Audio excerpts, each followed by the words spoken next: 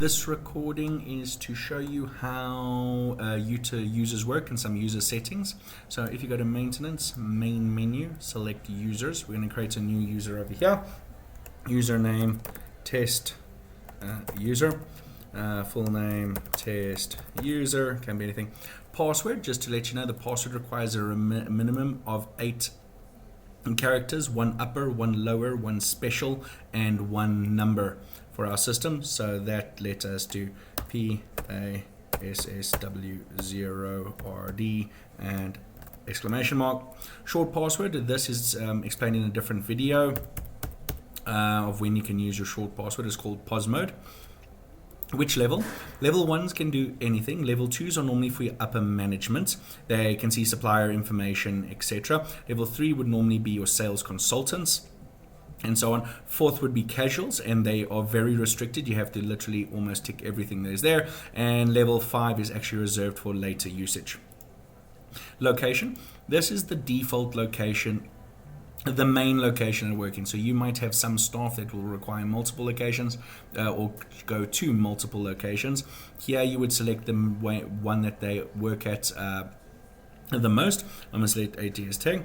Then all location access. Sometimes staff, if you have more than one location, need to access all locations. You can select all. Other than that, if they just see for this staff member only needs to access these 2 locations, you can then select that one and that one. Please also over here, if you don't select all, please select the default one as well. So this particular staff member test user will be able to access Centurion, corporate, and tech. Otherwise, just corporate and tech in this case. To select multiples, you can just hold down Control and click the ones that you want while holding down the Control key. User can change location permanently. So I'm going to open up a new tab here. So once you've logged in, your users can change their location if it is set that they are allowed to. So in other words, yes. So yes or no, then they can't change their location and they will always be stuck in their default location.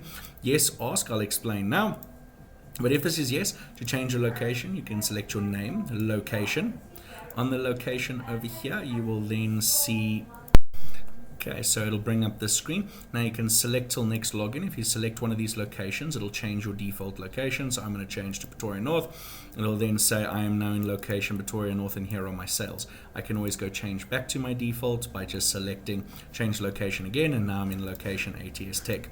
If, however, you select over here that yes, log in. So yes, the ask on login. So when you log in, it won't take you to your default location. It is going to take you to this screen by default every time you log in. It'll then say which location are you logging into. If you select this one, it will change your location until the next login. If you select temp change, it will be there until you change off of it. However, it gives you a warning on every screen. So for example, if I select Centurion, because it's not my default location, it is going to warn me now, view invoices.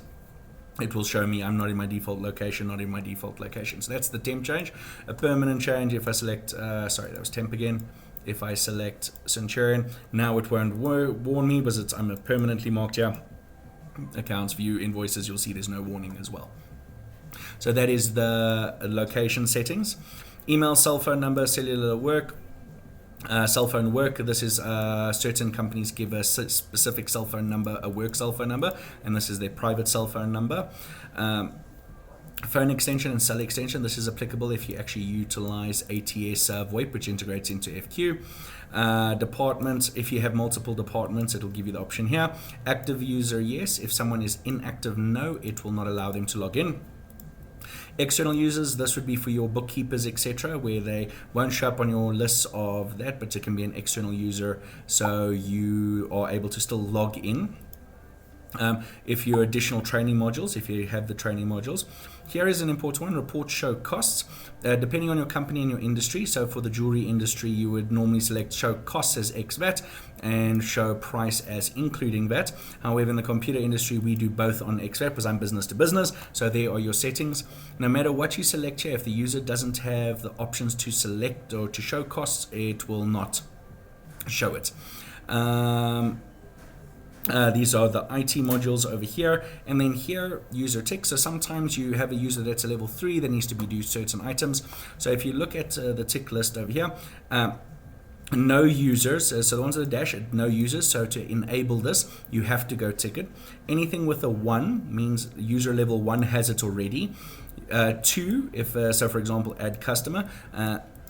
Level 2s and 1s and 2s can do it by default. So if you're level 3, you would have to go and tick the add customer tab in order to do it.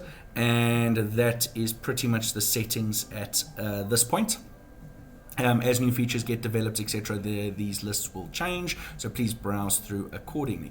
And that explains your user settings.